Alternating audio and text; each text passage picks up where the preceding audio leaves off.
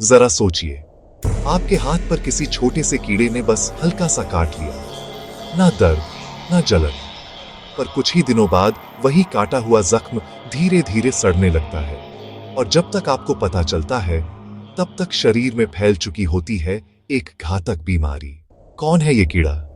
ये कोई मामूली जीव नहीं, बल्कि एक ऐसा शिकारी है जो चुपके से हमला करता है। कैसे इसके एक काटने से फैला खौफ पूरी दुनिया में महसूस किया जाने लगा। और सबसे बड़ा सवाल, क्या भारत भी इसके बढ़ते खतरे की जद में है? मैं हूं नुजुल चौहान, और आज विश्लेषण में हम खुलासा करेंगे उस रहस्यमयी कीड़े का, जिसके काटने से एक ऐसी खतरनाक बीमारी होती है जो इंसान के दिमाग पर कब्जा कर लेती है। दुनिया में लाखों प्रजातियों के कीड़े हैं, लेकिन उनमें से कुछ ऐसे हैं जिनका नाम सुनते ही वैज्ञानिक भी सिहर उठते हैं। ये वो कीड़े हैं जो सिर्फ काटते नहीं, बल्कि अपने साथ मौत का पैगाम लाते हैं। ऐसे ही कीड़ों में से एक है tsetse फ्लाई, सीटसी मक्खी, जो मुख्य रूप से उपसहारा अफ्रीका के जंगलों और सवाना में पाई जाती है।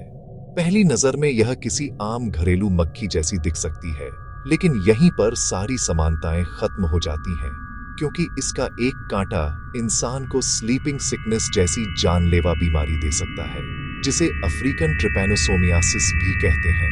इस बीमारी में परजीवी खून से होते हुए दिमाग तक पहुंच जाता है, जिससे व्यक्ति को तेज बुखार, सिर दर्द, भ्रम और आखिर में कोमा या मौत तक हो सकती है।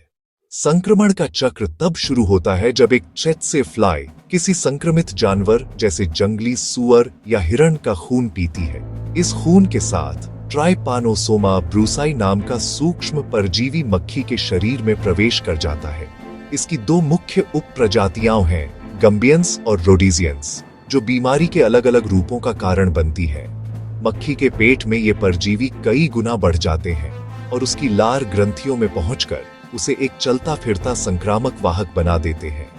अब जब यही मक्खी किसी इंसान को काटती है, तो ये परजीवी उसकी त्वचा से खून और लसीका तंत्र में पहुंच जाते हैं। यहां से बीमारी का पहला चरण शुरू होता है, जिसमें बुखार, सिर दर्द, जोड़ों में दर्द और थकान जैसे लक्षण दिखते हैं। अगर इलाज न हो तो परजीवी खून मस्तिष्क की बाधा को पार करके केंद्रीय तंत्रिका तंत्र पर हमला कर देते हैं। यह दूसरा चरण है, जिसमें भ्रम, व्यक्तित्व में बदलाव और नींद के चक्र में गंभीर गड़बड़ी होने लगती है। दिन में भी नींद जरूरत से ज्यादा आने लगती है, और यही वजह है कि इस बीमारी को कहा जाता है स्लीपिंग सिकनेस। 20वीं सदी के मध्य में अफ्रीका के कई देशों में इस मक्खी ने तबाही मचा दी थी। अकेले कांगो, युगांडा और तंजानिया में लाखों लोग इससे संक्रमित हुए। अफ्रीका के कुछ गांव तो ऐसे थे जहां आधी आबादी ही इस बीमारी से खत्म हो गई थी। विश्व स्वास्थ्य संगठन WHO ने इसे विश्व की सबसे खतरनाक निग्लेक्टेड ट्रॉपिकल डिजीज बताया था। लेकिन यह कहानी यहीं खत्म नहीं होती। तो सबसे बड़ा सवाल, क्या भारत में भी इसका खतरा है? फिलहाल भारत में tsetse फ्लाई का असर लगभग न के बराबर है, और यहाँ इसके फैलने का कोई सीधा प्रमाण नहीं मिला है। हमारी स्वास्थ्य एजेंसियां इस पर लगातार नजर बनाए हुए हैं, लेकिन विशेषज्ञ चेतावनी देते हैं कि जलवायु परिवर्तन इस स्थिति को बदल सकता है। ग्लोबल वार्मिंग के कारण अफ्रीका और भारत के कुछ हिस्सों के तापमान, नमी और वेजिटेशन में समानता बरआच रही है। इसका मतलब है कि ये मक्खी भविष्य में उन नए इलाकों में भी अपना घर बना सकती है, जहां पहले उसका जीवित रहना नामुमकिन था। वैज्ञानिक मानते हैं कि अगर सावधानी नहीं बरती गई तो भारत के ज्यादा नमी वाले पूर्वोत्तर राज्यों और घने जंगलों वाले तटीय इलाकों में इसका संक्रमण फैलने का खतरा सबसे ज्यादा होगा। इसके अलावा अंतर्राष्ट्रीय यात्रा और व्यापार के जरिए भी इसके आने का एक छोटा लेकिन वास्तविक जोखिम बना रहता है।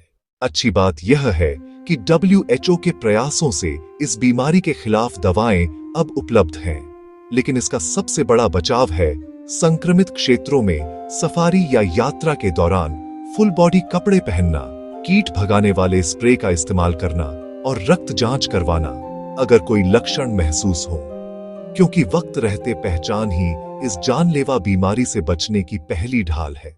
एक छोटा सा कीड़ा जो दिखने में मामूली है, लेकिन उसकी एक काट पूरी जिंदगी बदल सकती है।